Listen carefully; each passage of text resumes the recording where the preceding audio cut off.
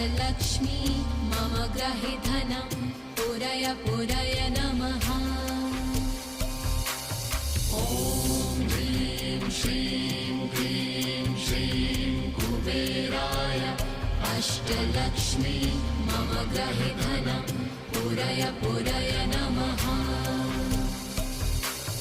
ॐ ह्रीं श्रीं क्लीं श्रीं कुबेराय अष्टलक्ष्मी मम ग्रहे धनं पुरय पुरय नमः।